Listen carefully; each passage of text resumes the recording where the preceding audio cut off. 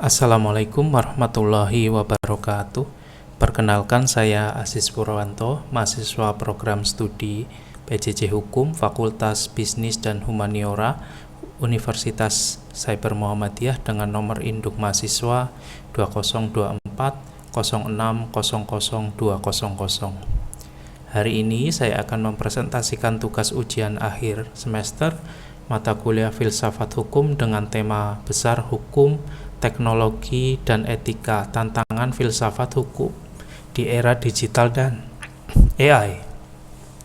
Adapun judul presentasi saya adalah Filsafat Hukum di Era AI, Menimbang Keadilan, Akuntabilitas, dan Masa Depan Subjek Hukum di Indonesia.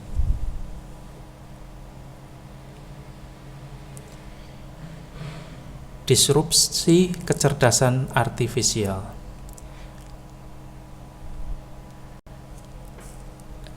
Rekan-rekan dan Bapak dosen yang saya hormati, kita saat ini hidup di tengah revolusi teknologi informasi yang memuncak pada perkembangan kecerdasan artifisial atau artificial intelligence.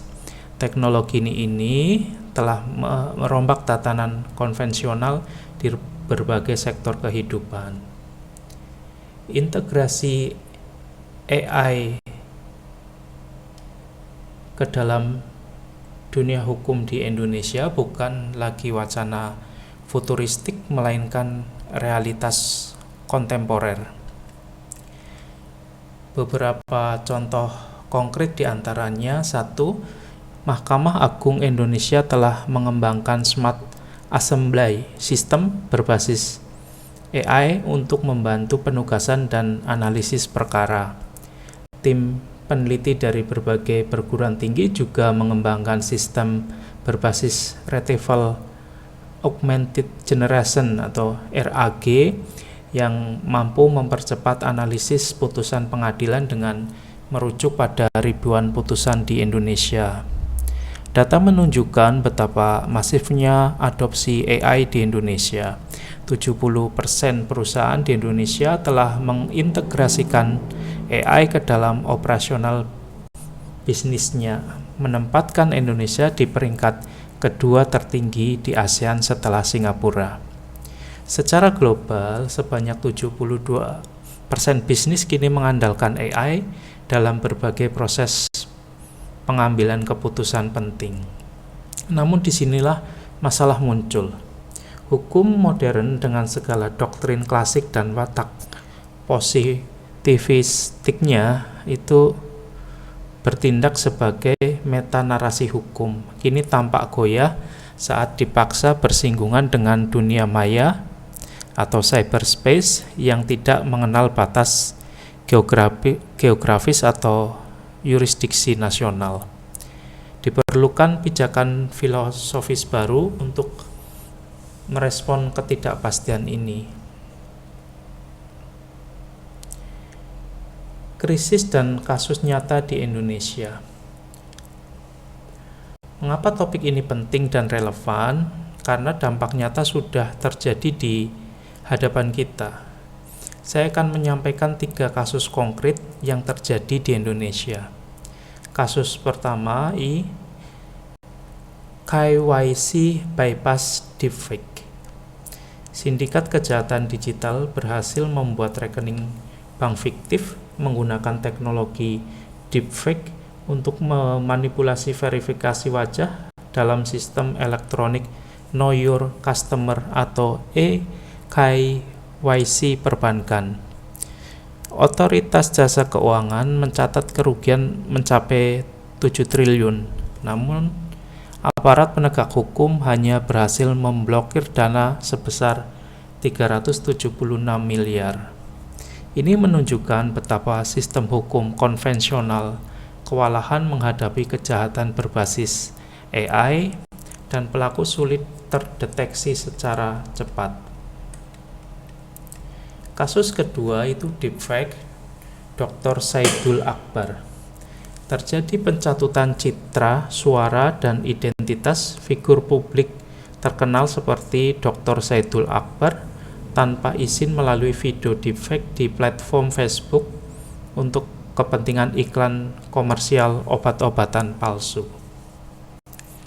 Ini menimbulkan kerugian material berupa hilangnya potensi pendapatan endorsement yang sah, kerugian imaterial berupa kerusakan reputasi figur publik, dan penyesatan informasi medis bagi masyarakat luas. Dan yang memprihatinkan, belum ada kepastian sanksi pidana spesifik untuk kasus seperti ini. Kasus ketiga yaitu bias algoritmik di sektor ketenagakerjaan. Sistem penyaringan lowongan pekerjaan berbasis AI secara tidak sengaja mengeksklusi kandidat perempuan untuk posisi teknis tertentu karena data pelatihan historis didominasi oleh pekerja laki-laki. Ini mengancam keadilan sosial substantif dan menciptakan diskriminasi sistemik yang terlegitimasi oleh teknologi.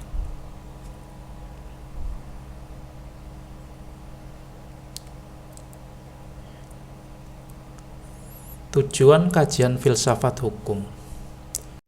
Dari latar belakang dan kasus-kasus yang telah saya sampaikan, terdapat 4 tujuan utama dari kajian filsafat hukum ini. Pertama, dekonstruksi konsep orang dan subjek hukum. Kita akan menganalisis kedudukan ontologis entitas kecerdasan artifisial dalam tradisi hukum kontinental. Pertanyaan dasarnya, apakah AI dapat diakui sebagai subjek hukum? Kedua, mengupas krisis akuntabilitas. Kita akan mengidentifikasi kesenjangan tanggung jawab hukum yang lahir akibat fenomena agency without intelligence, yaitu kemampuan AI bertindak tanpa disertai kecerdasan moral. Siapa yang bertanggung jawab ketika AI berbuat salah? Ketiga, deteksi bisnis dan black box. Kita akan membedah algoritma kotak hitam yang mengancam legitimasi moral serta asas keadilan prosedural di pengadilan. Bagaimana kita bisa mempertanggungjawabkan keputusan yang tidak bisa dijelaskan. Keempat, rekonstruksi hukum progresif. Kita akan menawarkan paradigma baru berbasis pemikiran Prof. Sacipto Raharjo sebagai jalan keluar dari positivisme kaku di Indonesia. Bagaimana hukum bisa tetap relevan di era disrupsi.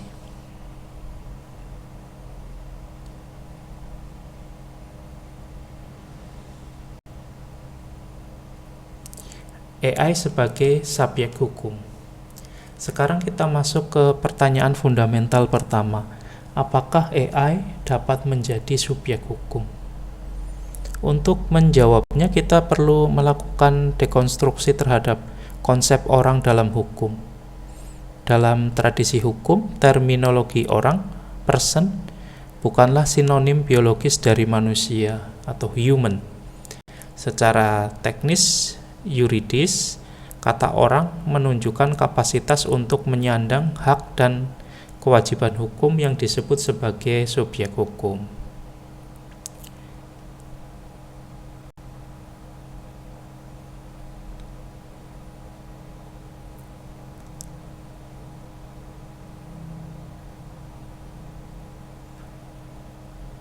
Robot Sophia yang pada tanggal 25 Oktober 2017 secara resmi diberikan status kewarganegaraan oleh pemerintah Arab Saudi. Peristiwa ini memicu perdebatan global yang intens mengenai kemungkinan pengakuan AI sebagai subjek hukum. Dekonstruksi konsep orang menurut John Chipman Gray. John Chipman Gray menguraikan bahwa konsep orang memiliki fleksibilitas yuridis yang sangat tinggi. Beliau mengklasifikasikan ke dalam 6 kategori subjek hukum. Yang pertama itu manusia normal, yang kedua manusia abnormal seperti bayi atau individu dengan keterbelakangan mental. Yang ketiga, zat supernatural.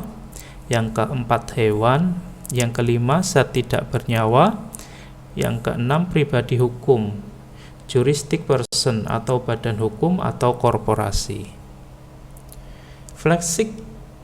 Fleksibilitas ini secara teoritis membuka celah bagi AI untuk diakui sebagai subjek hukum perdata. Namun demikian, filsafat hukum eksistensialis mengajukan keberatan fundamental. Dari sudut pandang eksistensialisme, status subjek hukum yang sejati membutuhkan 3 unsur. Yang pertama itu kesadaran eksistensial, yaitu kesadaran akan keberadaan diri sendiri. Yang kedua, kehendak bebas, free will, kemampuan untuk memilih di antara alternatif tindakan. Dan yang ketiga, intensionalitas moral yang otentik, atau kesadaran akan benar dan salah.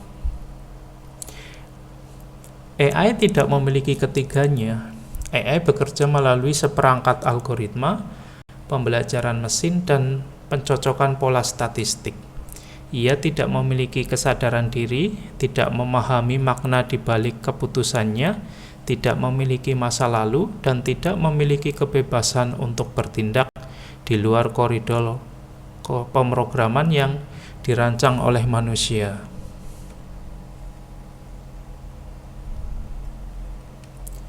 Karakteristik subjek hukum. Mari kita perbandingkan secara lebih mendalam melalui tabel di slide ini yang membandingkan manusia, badan hukum, dan sistem AI otonom dari 4 aspek. Pertama, dasar eksistensi. Manusia memiliki dasar eksistensi yang kodrati dan biologis. Badan hukum adalah konstruktif fiktif hukum. Ia lahir dari pengakuan hukum semata. Sistem AI otonom memiliki dasar eksistensi berupa agensi algoritmik otonom. Ia mampu bertindak tetapi tanpa kesadaran. Kedua, kesadaran moral. Manusia memiliki kesadaran diri dan kehendak bebas. Badan hukum tidak memiliki kesadaran moral. Ia diwakili oleh pengurus manusia. Sistem AI otonom juga tidak memiliki kesadaran moral. Ia beroperasi semata-mata berbasis data dan pola statistik. Inilah titik kritisnya. AI tidak membedakan benar dan salah secara moral. Ketiga, representasi hukum. Manusia bertindak sendiri atau diwakili oleh AI. Oleh wali. Saya koreksi, manusia bertindak sendiri atau diwakili oleh wali. Badan hukum diwakili secara hukum oleh organ manusia. Sistem AI otonom diusulkan untuk bertindak melalui wali digital, konsep yang masih dalam perdebatan. Keempat, sanksi hukum. Manusia dapat dikenai sanksi fisik pidana, keperdataan, atau tindakan. Badan hukum dapat dikenai denda, pembubaran, atau pencabutan izin. Sistem AI otonom dapat dikenai penghapusan kode, penyitaan aset virtual, atau penghentian sistem. Jadi dapat disimpulkan penolakan terhadap AI sebagai subjek hukum mandiri tidak berarti AI tidak memiliki konsekuensi hukum sama sekali. Disinilah muncul gagasan tentang kuasi subjek hukum atau electronic person, sebuah status hukum terbatas yang memungkinkan adanya mekanisme pertanggungjawaban tanpa harus mengakui AI sebagai subjek hukum sejati.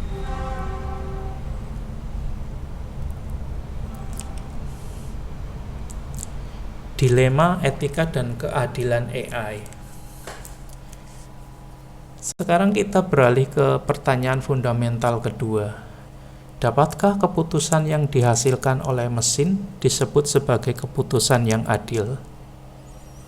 Mari kita telaah menggunakan teori keadilan klasik dan para filsuf besar yang saya sajikan dalam tabel di slide ini.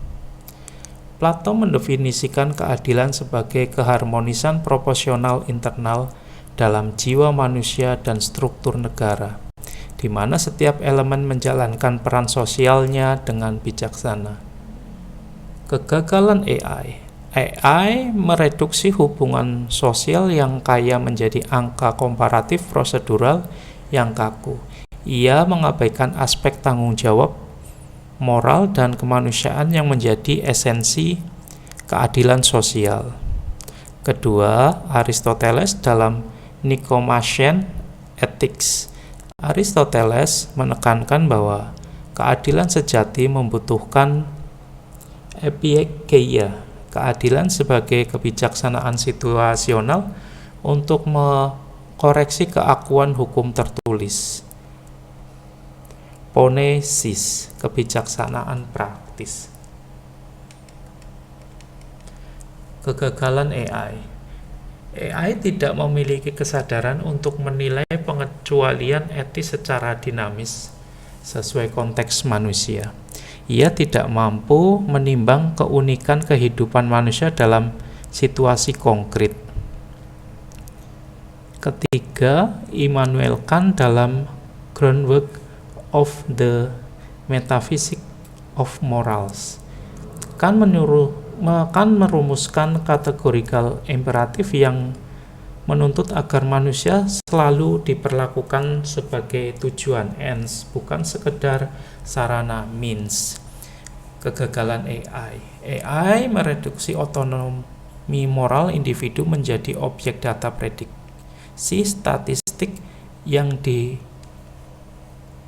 dehumanisasi. Manusia diperlakukan sebagai komoditas data, bukan sebagai pribadi bermartabat. Keempat, John Round dalam A Theory of Justice. Round menuntut agar prinsip keadilan dirumuskan dari posisi asali di balik selubung ketidaktahuan, veil of ignorance, untuk melenyapkan bias. Kegagalan AI memproduksi diskriminasi masa lalu melalui bias inheren pada dataset pelatihan historis. Ia tidak mampu melakukan penalaran deliberatif imparsial. Dari 4 teori klasik ini kita dapat menyimpulkan bahwa keadilan algoritmik menghadapi krisis legitimasi moral yang mendalam. AI tidak mampu memenuhi standar keadilan yang telah dirumuskan oleh para filsuf selama berabad-abad. Krisis akuntabilitas dan black box. Sekarang kita masuk ke pertanyaan fundamental ketiga. Siapa yang bertanggung jawab ketika AI berbuat salah? Agency without intelligence. Pemikir teknologi Luciano Floridi mengkonseptualisikan AI sebagai perwujudan dari agency without intelligence, agensi tanpa kecerdasan.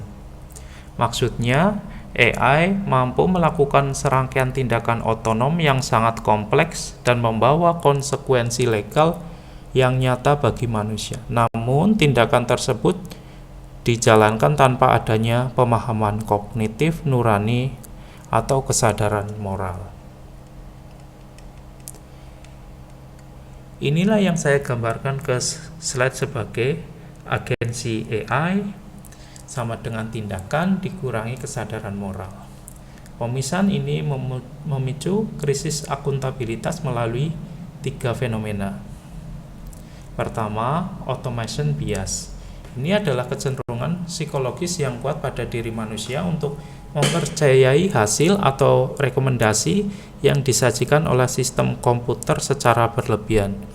Label berbasis AI dipandang sebagai jaminan objektivitas dan netralitas mutlak, padahal moralitas tidak dapat diotomasikan. Kedua, phantom responsibility atau tanggung jawab semu. Ini adalah pola pengambilan keputusan di mana manusia secara formal menandatangani suatu keputusan hukum, tetapi secara substantif kendali atas keputusan tersebut sepenuhnya didikte oleh algoritma AI. Jadi manusia berfungsi sebagai tameng administratif formal untuk menutupi kesalahan keputusan mesin. Ini menciptakan kesenjangan pertanggungjawaban yang berbahaya. Ketiga, kognitif deskilling atau penurunan keterampilan kognitif. Ketergantungan kronis profesional hukum terhadap otomasi AI menyebabkan degradasi kemampuan analisis kritis, hilangnya kepekaan empati, dan erosi kapasitas berpikir mandiri dalam pengambilan keputusan hukum yang krusial. The black box problem. Dilema ini diperparah oleh black box problem, masalah kotak hitam, yang menjadi karakteristik utama algoritma pembelajaran mendalam deep learning. Struktur matematis jaringan saraf tiruan yang sangat kompleks membuat proses pengambilan keputusan AI tidak dapat dilacak atau dijelaskan secara rasional oleh manusia, bahkan oleh pengembangnya sendiri. Ini adalah pelanggaran terhadap keadilan prosedural. Dalam filsafat hukum, legitimasi suatu keputusan hukum bersandar pada prinsip akuntabilitas dan keterjelasan. Pihak yang terdampak berhak mengetahui alasan-alasan logis dan normatif di balik suatu keputusan. Menjatuhkan keputusan lewat kotak hitam merusak legitimasi moral hukum itu sendiri. Rekonstruksi KUH Perdata di Indonesia. Sekarang kita beralih ke pertanyaan keempat. Bagaimana hukum positif Indonesia dapat menjawab tantangan ini?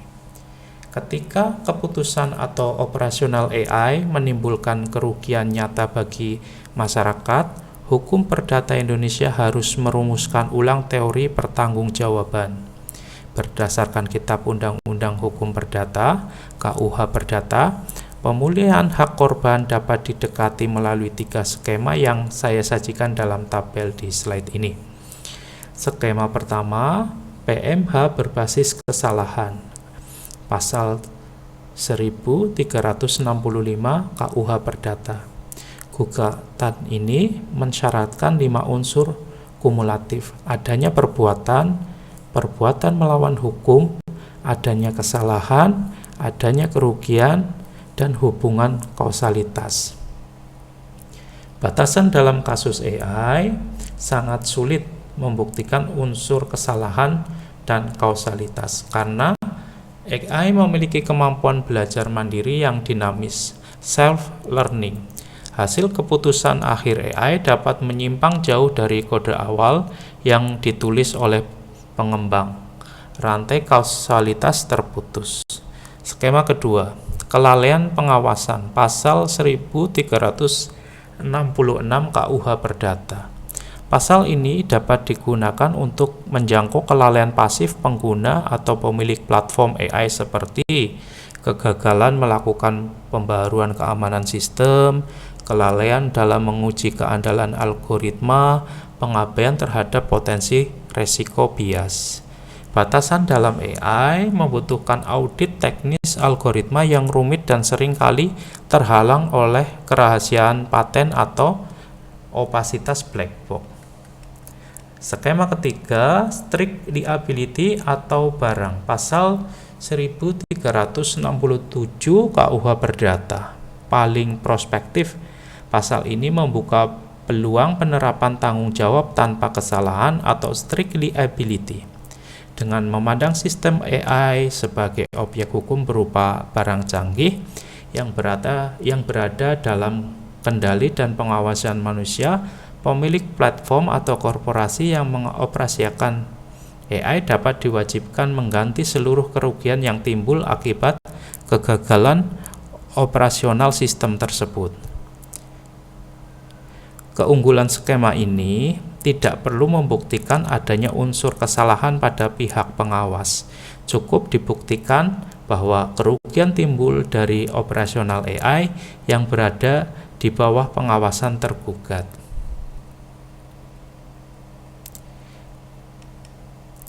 Positivisme melawan hukum progresif. Setelah membahas berbagai skema pertanggungjawaban perdata, sekarang kita naik ke tingkat yang lebih fundamental, paradigma hukum itu sendiri.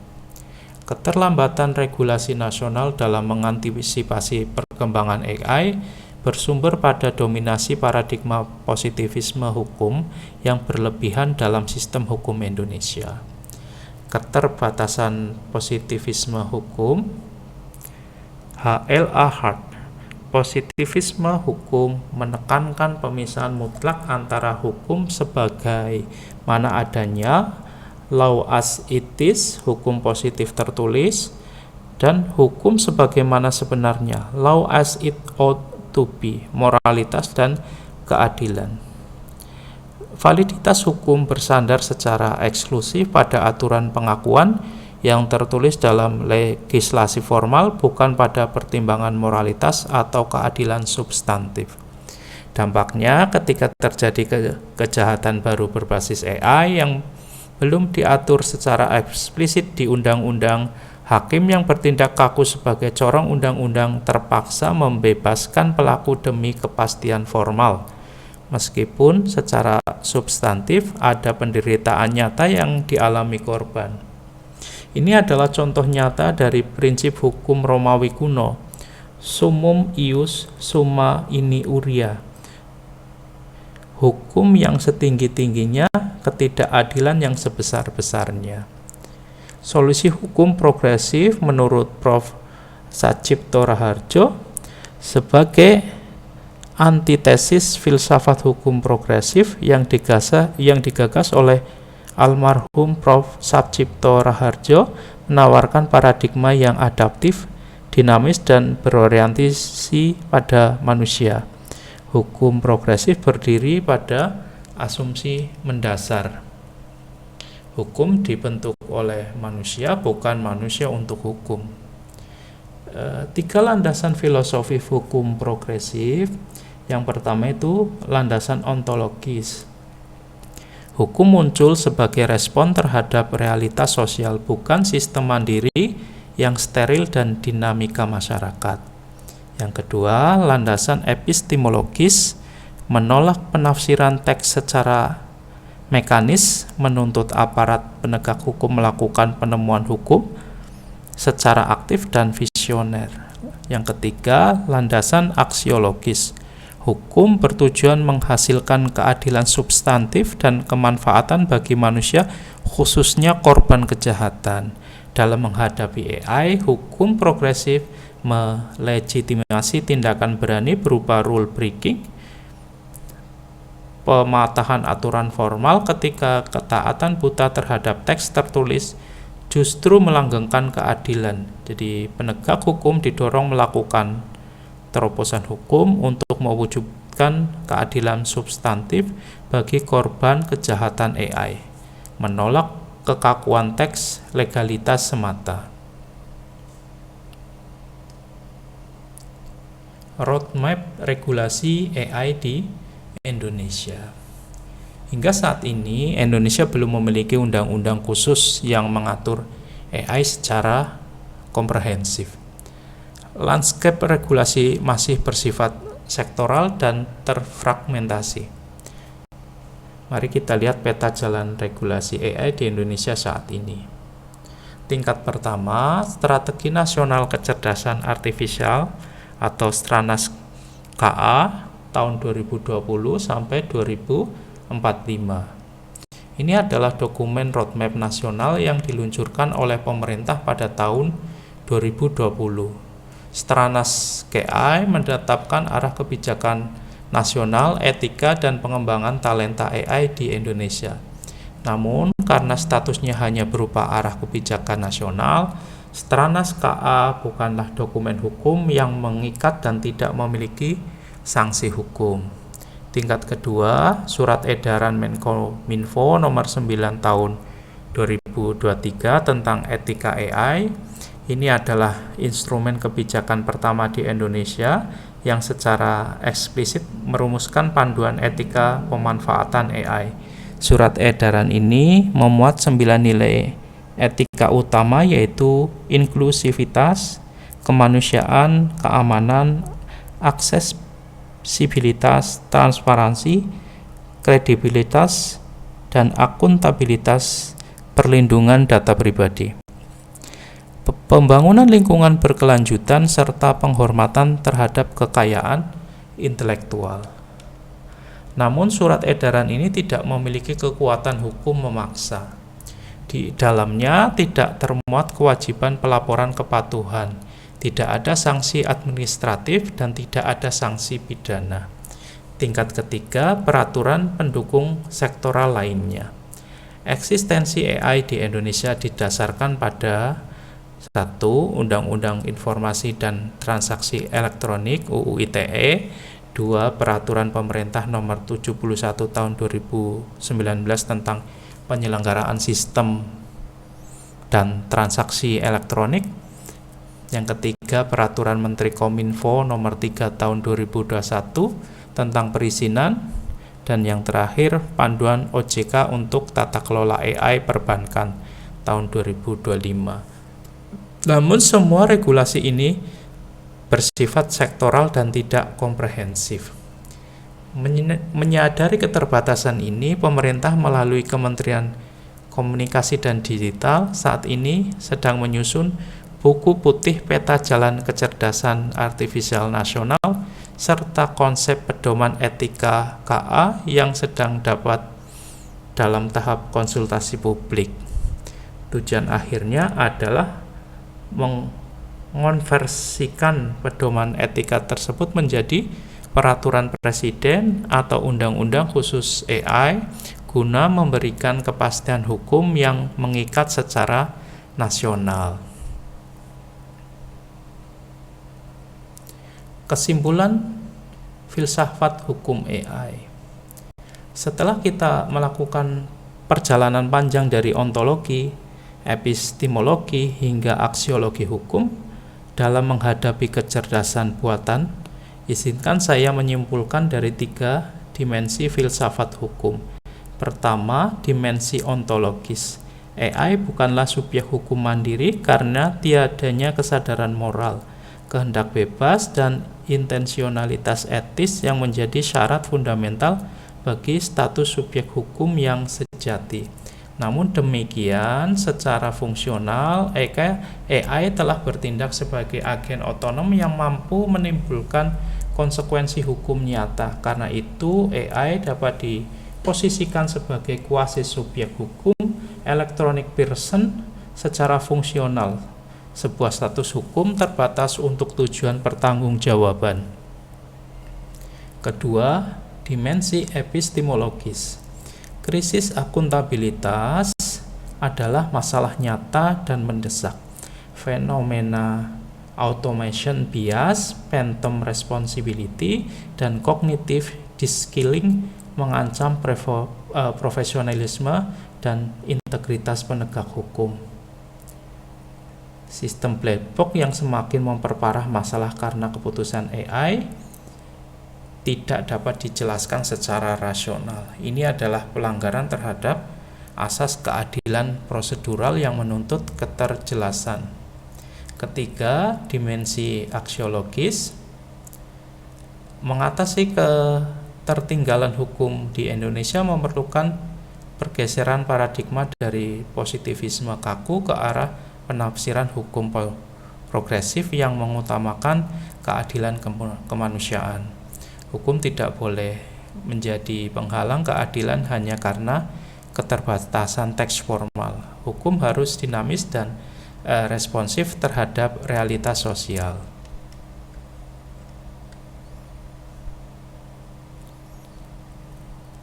Lima, rekomendasi regulasi Indonesia. Sebagai penutup dari analisis ini, saya merekomendasikan 5 langkah strategis untuk tata kelola AI yang berdaulat, berkeadilan, dan humanis di Indonesia. Rekomendasi pertama yaitu UU khusus AI, Indonesia AI Act. Pemerintah bersama DPR harus segera menyusun dan mengesahkan undang-undang khusus kecerdasan artifisial setingkat undang-undang untuk menggantikan kedudukan Surat Edaran Menkominfo nomor 9 tahun 2023 yang tidak mengikat. Undang-undang ini harus mengadopsi pendekatan klasifikasi berbasis risiko untuk mengidentifikasi dan mengaudit sistem AI berisiko tinggi sebelum dirilis ke publik. Rekomendasi kedua yaitu strict liability berbasis risiko, yaitu untuk mengatasi kesenjangan akuntabilitas pada teknologi black box. Undang-undang AI masa depan harus secara tegas menerapkan prinsip strict liability, tanggung jawab mutlak kepada korporasi pengembang dan penyelenggara sistem AI otonom berisiko tinggi. Beban pembuktian harus dibalik dari korban yang lemah kepada korporasi teknologi raksasa yang menguasai ekosistem dan data. Rekomendasi ketiga, prinsip human in the loop. Regulasi nasional wajib menetapkan bahwa proses pengambilan keputusan krusial yang berdampak langsung pada hak asasi, kebebasan dan keselamatan jiwa seperti hukum pemidanaan, diagnosis medis, seleksi ketenagakerjaan, dan administrasi negara. Peran sistem AI hanya boleh sebatas sebagai alat bantu administratif atau rekomendasi sekunder. Keputusan akhir mutlak wajib berada di tangan manusia untuk mencegah bias otomatisasi dan penurunan keterampilan berpikir kritis penegak hukum. Rekomendasi keempat, otoritas pengawas AI independen. Perlu dibentuk sebuah lembaga negara independen yang memiliki keahlian teknis hukum multidisiplin. Otoritas ini diberi kewenangan untuk melakukan audit rutin terhadap keandalan algoritma, memeriksa dataset pelatihan dari potensi pelanggaran hak cipta, mendeteksi bias sistemik, dan menegakkan kepatuhan pengelolaan data pribadi sesuai UU PDP. Rekomendasi ke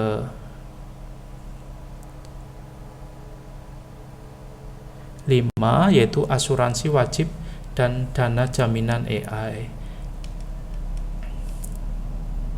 Memanfaatkan instrumen hukum administrasi negara antisipatif, setiap operasionalisasi AI otonom di sektor publik wajib dikaitkan dengan kepemilikan dana jaminan atau asuransi kecelakaan dan sistem khusus. Mekanisme ini memastikan bahwa jika terjadi kesalahan sistemik, kompensasi ganti rugi dapat langsung dieksekusi dari aset virtual atau jaminan finansial yang terdaftar atas nama entitas AI tersebut demi memberikan jaminan kepastian hukum yang instan bagi masyarakat.